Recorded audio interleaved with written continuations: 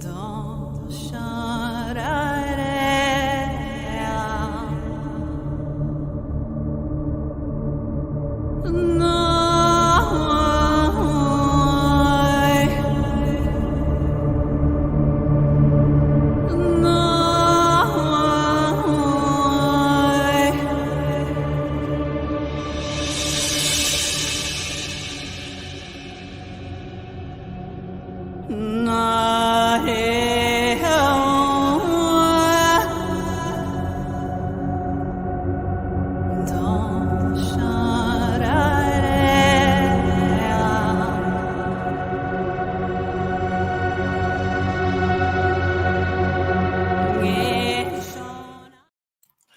Hola, people. Good morning. Welcome. I hope. Oh gosh, how the heck did I get like a um spam message? Shoot, if you're really giving $5,000 away, thank you. Send it to me. Good morning, everybody. Hello and welcome. We are recording this on June 21st, 2024, 9:59 a.m. here in Northern California. We're gonna enjoy ourselves. We're gonna have fun. We're going to be talking about strength reversed. All right. And yeah, that's what we do here. Just talk. We just talk. And I think I got everything right. I think Well, hey, Angie. Good morning, Diane. Hello. Welcome. Oh my gosh. So many things. So many things. I like um the strength card is like a very simplistic card, but like the more that you sort of dissect it, the more that you sit with it, the more like you can bring out of it, which I really appreciate. um in its reversed form, it really does, it has the potential to sort of unearth like our internal strength. So like putting us in situations and experiences where we're going to have to like affirm like our strength, our mental strength, our emotional strength, the strength that sort of like people cannot see, right? Does that make sense? And so that's something that we need to be mindful of, is that when strength reverse pops up, there is that potential to be put into situations where the strength required for that event, that situation, that experience is going to be something that is uh, internal, things that people don't see. Um, and so the first sort of like key insight or talking point or aspect to converse about today is like reverse reflections here. So, strength reversed challenges us to confront our internal fears and insecurities, which is always fun, right? Oh my gosh, no. But it's always it's not necessarily fun, but it's also appropriate for us when we want to grow, when we want to do, when we want to be better. It's like we have fear, we have insecurities, and we don't want them, but it's like it's just natural. It's a part of our story. We all have different things that are a part of our story, and so when we have the opportunity to kind of like unpack it and process it, it helps us. So it prompts a reflection on how we can find true resilience, not by overpowering others or situations, but through understanding and managing our own vulnerabilities. This reversed aspect teaches us that strength does not always manifest as external fortitude, but often as the courage, that internal, that internal stuff.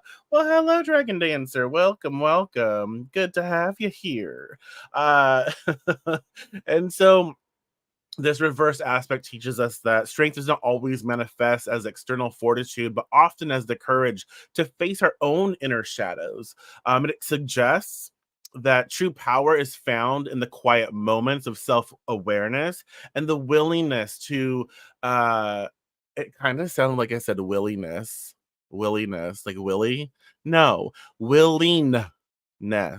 Oh my gosh, y'all! I promise. I know how to talk. I know how to. Well, I wouldn't go that far. I can communicate, I guess, and willingness to address our weaknesses.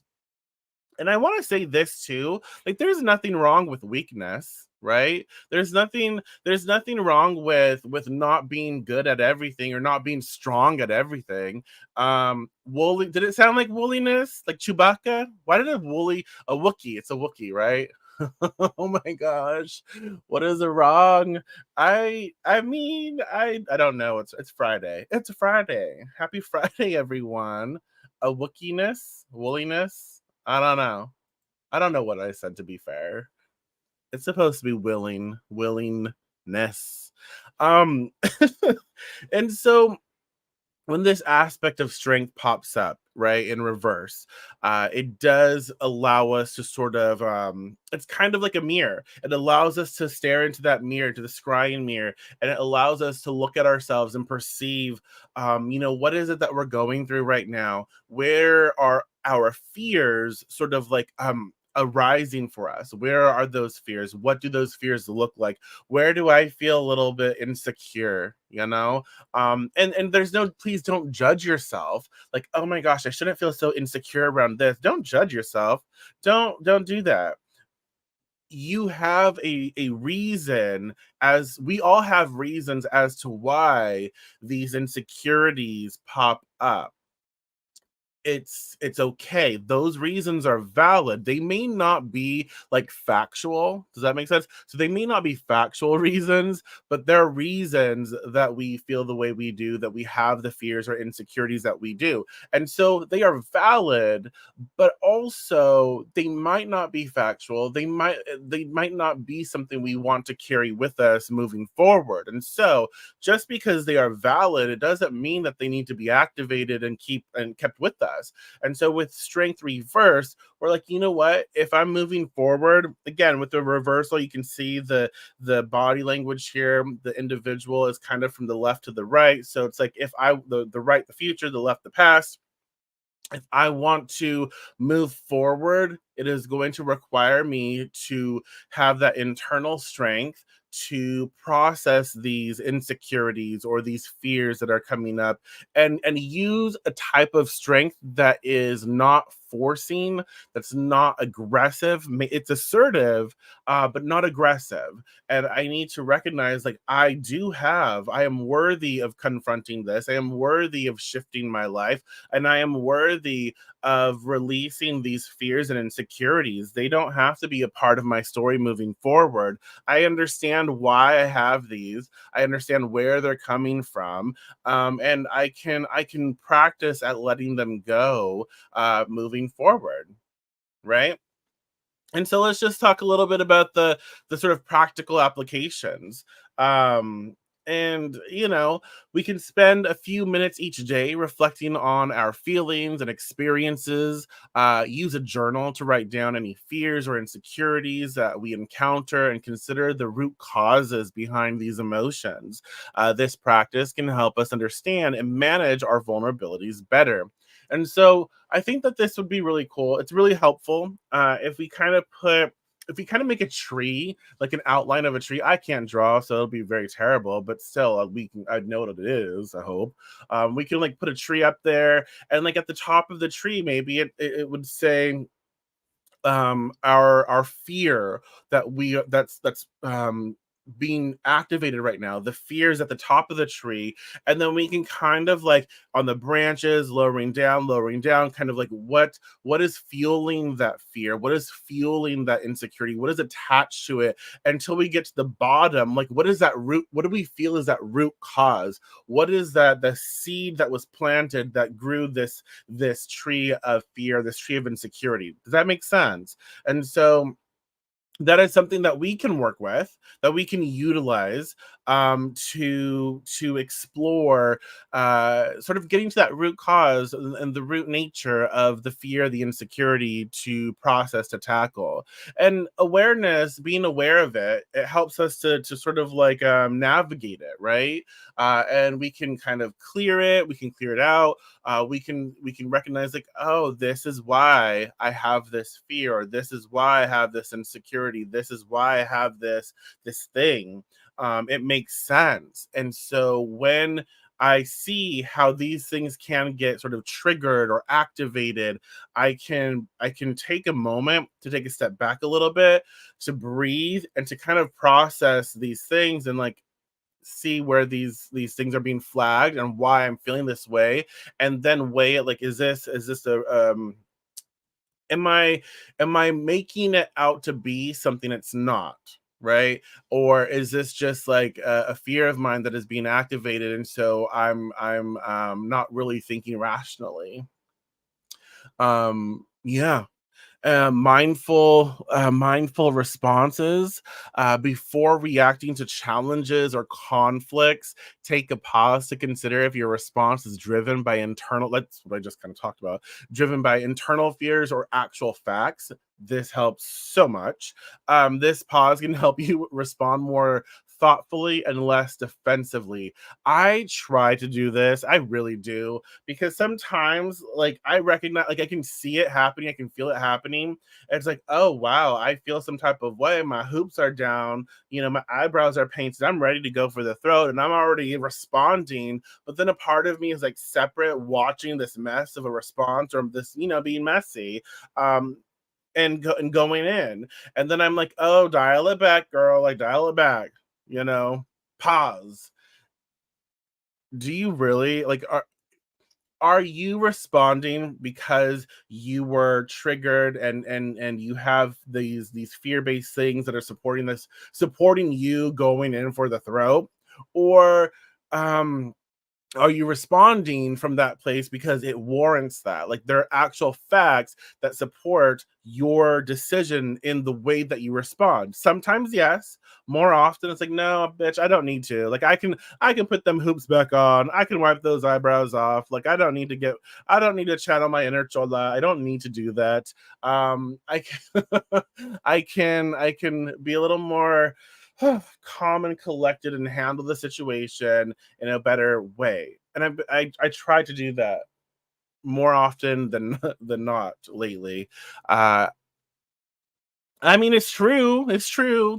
That's literally my internal dialogue, my internal process. Like that happens a lot, a lot. And so the last thing is kind of cringy to me. It kind of it icks me out, but it's still important. Like, have you ever been to like an interview, or like even if you're working for a company, and they're like trying to implement some new shit, and it's like, oh, let's role play, and I'm like, I don't think our role play is kind of the same thing. Like, I don't think we're on the same level here. And there, it's so weird to do that in that setting, but it's also beneficial. So practice role playing different responses to challenging situations with a friend or mentor. You can actually do this with yourself. Like, I do this with myself all the time. I role play with myself all the time. No, but I do. Like, I put myself in a position where, okay, I'm having a conversation with this individual that I need to have a conversation with. How do I want to respond? How does that feel? How does that work? And then like shifting the response to feel better, because I don't want to make someone feel bad. I don't want to hurt someone purposely, unless that's my intention. It's rarely my intention. And so like role play and put yourself in that position, respond different ways, see how that feels, see how each response feels.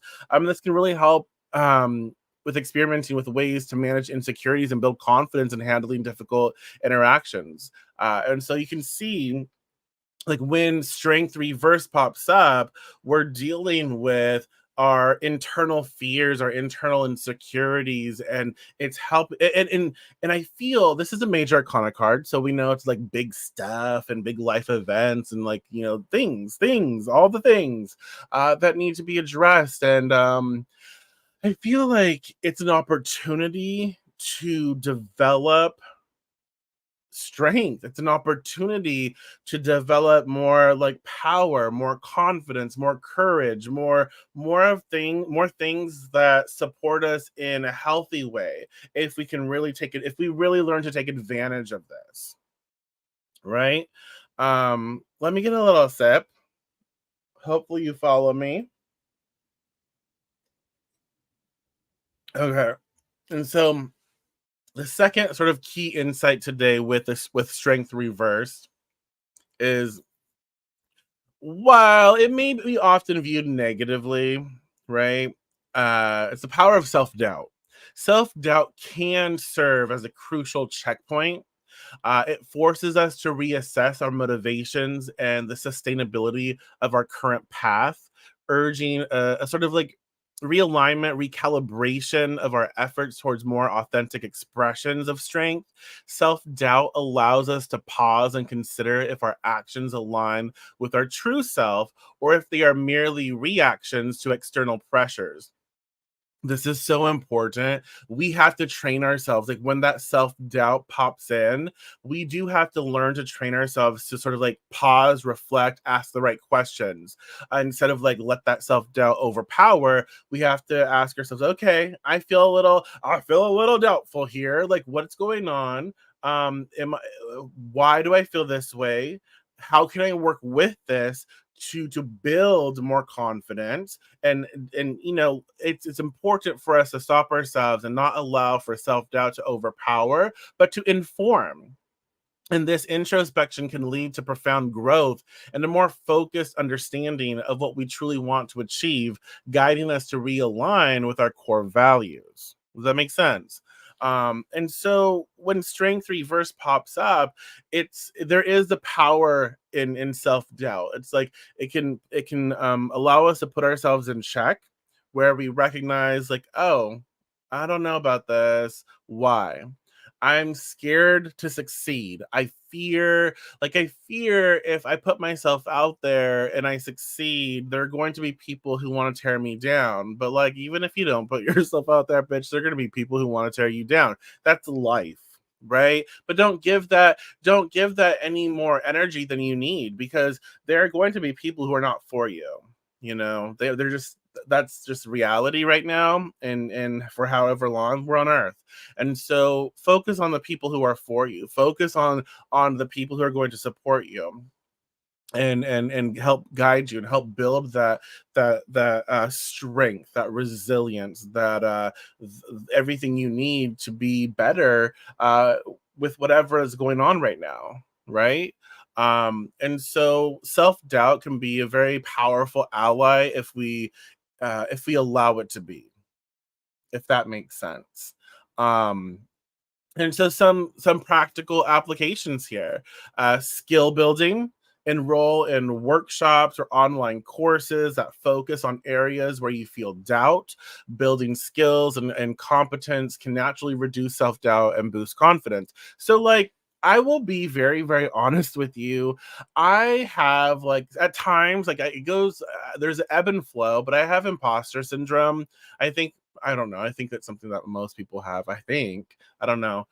Um, I've been studying tarot, practicing tarot, working tarot, like for over 20 years, but I still feel very brand new.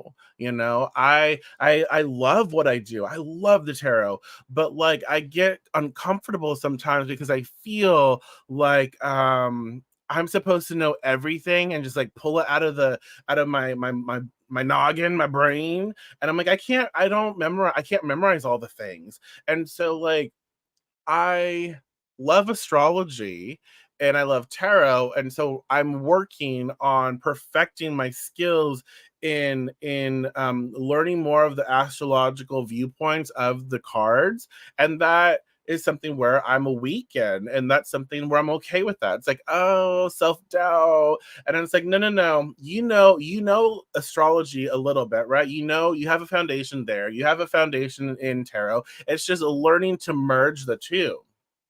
Skill building. So oh my gosh, it is so well. Hello, Natalie. Oh my gosh, welcome. Also, I love your hair. I just do. I love curly hair, y'all. I am obsessed with curly hair. I don't care. People are like, oh, it's so frizzy. And I'm like, I don't care. My like life hair goals would be Lucy Cavendish. Her hair is giving everything. Anyway, sorry. But Yes, I love astrology. I love it. It's so overwhelming because there's so much. It's so fascinating too, to understand like like it was birthed like way back when, and so to know that it's very intense, right? Detailed. So I'm like impressed. But but skill building, and so now like I watch videos, I read books, I talk to people, I try to build that skill. I try to incorporate it a little bit here and there. You'll probably see on some of my videos where I talk about the decans and different astrological things within the tarot, but not a lot, not strong, because I feel a little uncomfy about it. But I try to put myself out there in that way because I want to ground it into my conversation as I move forward. So skill building is a really great practical application here. Daily affirmations. Use daily affirmations that focus on your strengths and potential for growth. Affirmations like "I am capable of learning from every situation" can help reframe self doubt into positive learning opportunity. I also think that I don't know, self-doubt, I think we get embarrassed, when we have that when that self-doubt, like, boom, it's like, "Oh, no." Like, we kind of get a little embarrassed, and I don't know, I feel there's no point to be embarrassed. I feel like the more as I get older, I still do, but like I feel what's the point in being embarrassed? Everyone has things that they do, and everyone has little quirks, and everyone fumbles, and so there's no point. It's life. Say the thing, do the thing. It's fine, but having daily affirmations to sort of like help build that support. I feel like the affirmations to help support us as we go through things that are maybe we have doubt in, to support us navigating that, to support us in building strength around it. Um, Great. Peer mentoring. So we can engage in peer mentoring relationship. I am so glad you can't see me because like I'm just fumbling over here. And so engage in a peer mentoring relationship where you and your peer mentor can discuss and address moments of self-doubt together. This can provide a mutual support and fresh perspectives. And so if you have people who are like learning tarot, learning astrology, learning herbalism, right? All the things. And you want to maybe have it's kind of like a mastermind group, sort of, where you're talking about supporting and uplifting, but you're also talking about, I feel a little doubtful here. I feel a little green here, and I don't know about this. And people of various experiences can be like, you know what? Ooh, which one? I probably have it. I'm gonna say that, and you're gonna suggest a book, and I don't have it. I know it. Um, if anyone is here trying to learn astrology, this is going. I have the books. I have like, uh, there's to have a foundation in astrology. So good. Um, Michael A. Bryan has released two books recently. Great teacher, great astrologer for sure. Those two books are wonderful. And Demetra George has Ancient Astrology, Volume 1 and 2, worth the investment. Um, I almost said Christopher. I'm so sorry. Chris Brennan. Oh my God, why can't I think of? Oh my gosh, has Hellenistic astrology, a book, really great. Oh my gosh, stop it! There's too many. There's too many. Okay, so the third talking point, the last. Well, hello, Lady Raven Moon. Welcome. The last bit of strength reverse, at least for today, is embracing vulnerability. Embracing vulnerability. This card invites us to see vulnerability, and we've talked about vulnerability recently, so I find that very interesting. The connections with the cards. So this card invites us to see vulnerability as a form of strength. By acknowledging and expressing our struggles, we foster deeper connections with others and enhance our capacity for empathy, leading to a more compassionate approach in our interactions. Vulnerability opens the door to genuine relationships and can be a powerful tool for healing. When we share our true selves, including our fears and failures, I don't know about failures. I mean, I don't know if I believe in failures because I don't know. I feel like if you tried, that's not necessarily a failure. If you didn't like I don't know. I don't know. Anyways, we allow others to recognize the shared human experience and build stronger and more supportive communities. And so, with strength reversed, we learn to embrace vulnerability. Look, we we don't have to be strong all the time. And there is there and it's I feel like we think strength has to look a certain way, right? It has to look a certain way. Society paints it a certain way, and we don't recognize how different strength can look. Like if you think of people who give birth, right? People who give birth.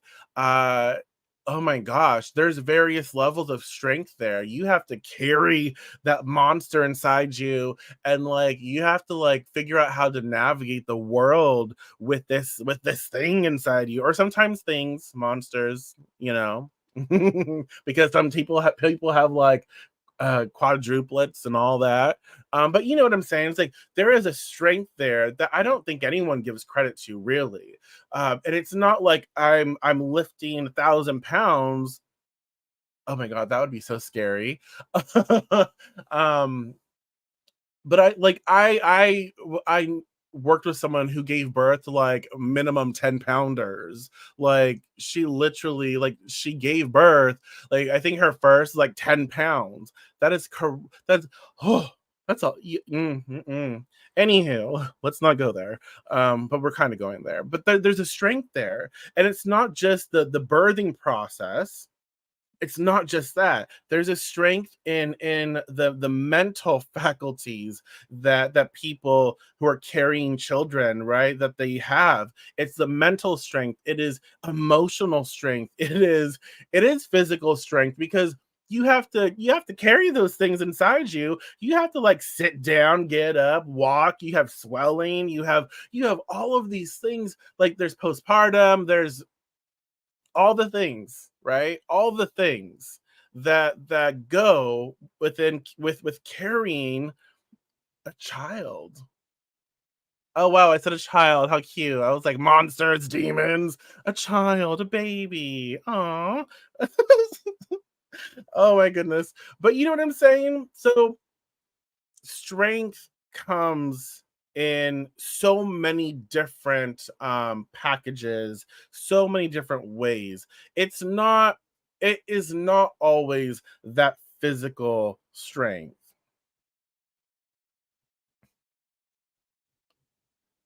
I bet. Like, I bet. And like some like I like obviously like I've been around, like that's what I know. I have worked in the hair industry as a stylist. Before a stylist, I was still in the hair industry as a receptionist. And so like all my peoples were women, and I read all the baby books with them and all the stuff, and like seeing the transformation. So that's kind of like why I talk about that. Plus, no one really gives it the credit, not a lot of people give it the credit they should have. And so like seeing your body changes, and then the struggle in people just think, oh, I can just bend down, get it, and come up. No, no, not really, not always. Some people maybe, but like everyone's different, and so everyone's strength will manifest in different ways. um and so that's kind of what I'm holding space for here. It's like understanding, embracing vulnerability is understanding that I my needs are different at different points of life. And so let me just be real here. Let me be real. This is who I am. This is what I struggle with. I'm partially human, I guess. But like, we're on this earth living this experience, and so let's not pretend. Let's not pretend that everything is okay all the time, because it's not. And so if we're just real, then we can be vulnerable. We don't like to be vulnerable. Like, it's always been ingrained into me. Like, crying is a form of weakness. Don't show your emotions. You have to be strong. All of that. Like, and so like I can't cry. This is terrible. Really can't cry. I don't cry, unless it's something like dumb. Like I'm not even joking. Like out of nowhere, out of nowhere, like I'll be watching something on TV. It'll be like a little heartfelt moment from The Good Witch or something, and then I'm crying. I'm like, what the hell? But like, and then someone dies, like, and I'm like, that's life. It's natural. That sounds terrible. It really does. But like, I can't. Like, I don't cry unless I'm like really, really drunk, like really, really drunk. I have to be really drunk. Then tears. But it's very odd, But that I equate that to the programming. And so there's also there is so much strength and being vulnerable, and learning to be vulnerable. We don't have to like be vulnerable 24/7, but like we can learn to read and assess a situation and know when, what, I don't want to do this alone. I don't want to be alone. I don't want to do this alone. I need someone to communicate with, to relate to, and I'd like to share part of my story with someone. And so here it is. Does that make sense? Am I making sense? I feel like I'm rambling. So let's get into practical applications here. Practical applications. And so, embracing vulnerability with vulnerability exercises. Practice small daily exercises in vulnerability, like sharing a personal story or fear with someone, to gradually increase your comfort with being open. And you don't have to do it every day, but like you can do little things here and there. Um, I just so like sorry, I just had a image in my head. It's like just randomly expressing some sort of like vulnerability with someone out of nowhere. Maybe not do that. I mean, if you can, if you do that, totally record it. But like maybe not do that. And read the situation. Don't just like at the grocery store, someone's checking you out, and you're like telling them this deep, vulnerable thing. Yeah, but sorry. But yeah, practicing like small things, little things to help you be comfortable and feeling what that feels like. And give yourself grace. Give yourself grace, because when you share something, and like I guess oh, hey, did you know that I'm like totally queer? Um like, I will be honest, it makes me so uncomfortable talking about being gay. It makes me so uncomfortable, like, discussing it, because of the situations that I've been in, because of my life, because of where I've grew up, because of all that. And so it's so uncomfy for me. Like, I can't, like, I won't hold hands. I mean, it's a shocker, I know. I like just give off massive like hetero energy, right? I know. Shocker. I'm so sorry. Um but like I will not hold hands with wayward wearables with Michael in public. Like I won't even do it at home around or like not mm, I won't do it in a family setting. So like if people I know, like I just won't. Like I feel unsafe doing that. I definitely feel unsafe doing that in public. So there's like no, like I don't like PDA anyways. And that's my own thing, my own shit that I have to go through, right? But like me talking about that is putting myself in a vulnerable position. Like I can't, like it makes me uncomfortable. Like I'm rambling now because of it.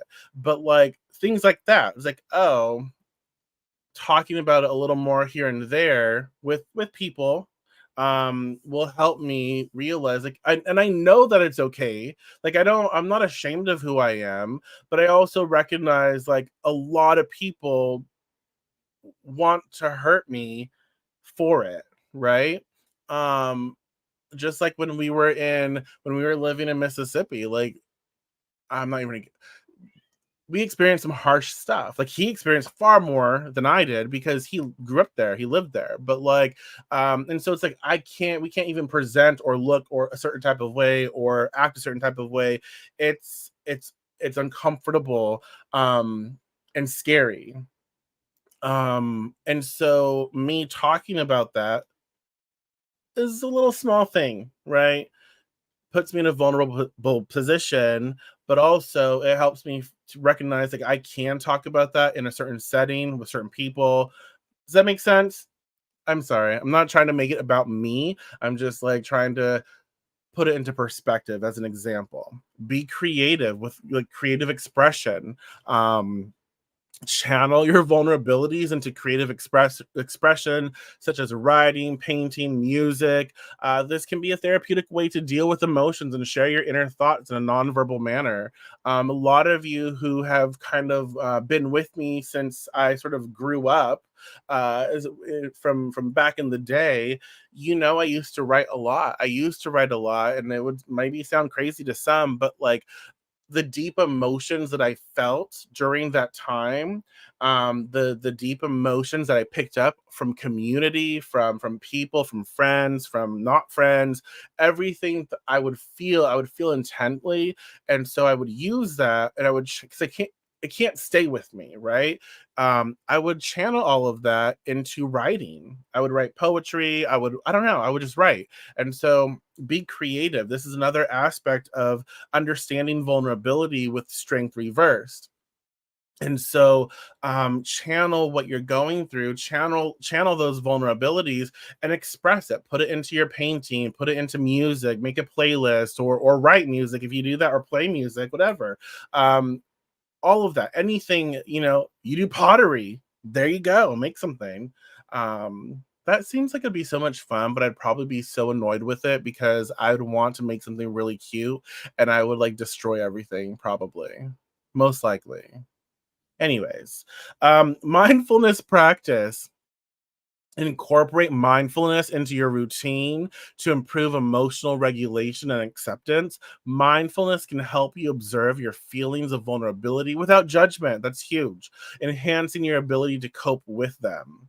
Like, understanding that we feel vulnerable can make us feel all the things, but we can learn to not judge how we feel. We can learn, like, you know what, I can hold space for this. Like, I feel some type of way, and that's okay. I don't need to judge it. I'm not weak for feeling this. I'm not lesser than or inferior for feeling this. I need to. Oh my gosh, you guys, my typo. Did you see? Oh, don't look at it. The typo. Oh, I cannot believe. What the hell is mindfulness? Mindfulness. That I can't I oh my god. Why does this happen to me all the time? Don't look at it. Stop it. Um and so you can see where mindfulness is important. Pay attention to when you type, because obviously typos happen. Be mindful of that, bitch, right? And so yeah. What do you think? What do you think about strength reversed? What are your takeaways? How do you feel? Do you have any last minute thoughts, questions, concerns? But yes, when strength reversed pops up, I do feel like it's giving us an opportunity to channel inner strength or to explore our inner strength, through vulnerability, through the power of self doubt, understanding and processing that, as well as reflecting on reversal energy. So it's putting us in positions where we are going to it's going to require us to channel that inner strength, and also to recognize, like, we can, like, you have the strength needed and necessary. You um I'm not certified. And so, you have a life story. You have life experiences that have shaped you to where you are today. You have grown, you have built, you have done all the things. And so recognize you do have the power to channel that strength to handle what is coming up for you. Understand that self-doubt can be a checking point, a checkpoint, an indicator as to, hey, let me work on something. And know that our weaknesses do not define us, and that it is okay to have weakness. If it's something we want to build up and be stronger in, then we can set ourselves up for success and start to explore that and start to build strength in whatever it is. um yeah, don't let don't let your pride get in the way from actually living and experiencing life and allowing for growth spurts to happen. Okay, so yeah, that's what's popping up, y'all. That is what we are talking about here today, with strength reverse. I hope I made sense. I felt like I rambled a lot, but that's fine. That's fine. Rambles happen. I hope that you can take something from it and utilize it and make it yours. Thank you so much. If you're watching a recording of this, I hope you enjoyed it as well. Thank you so much for being here. I do appreciate you coming here and just sharing your thoughts and commenting. That helps, and it's also so exciting to me because I can talk and talk, but I love going back and forth with everyone. So thank you for doing that. And I will be back on Monday. Why do I feel like Monday is something? But no, I will be back on Monday with our experience here. So until then, my friends, enjoy your Friday. Have a blessed weekend. Do all the things that are exciting and joyous. And like always, if you have something you'd like to talk about, or if you have anything you'd like me to address, reach out. I'm here to help where I can, here to be of service when I'm able. But yeah, thank you so much for showing up, and I appreciate each and every one of you. I will talk to you Monday. Oh my God. How fun. Okay, bye.